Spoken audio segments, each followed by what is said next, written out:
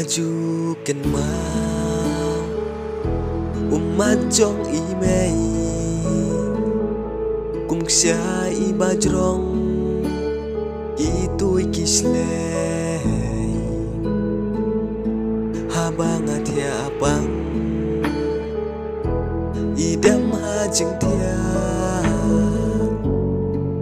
oban koy mga imei idakwa man kamit imei imjunang yotia barabor idon hasenda o ngaju yo iyam tangarwei o ngajukan mau umat imei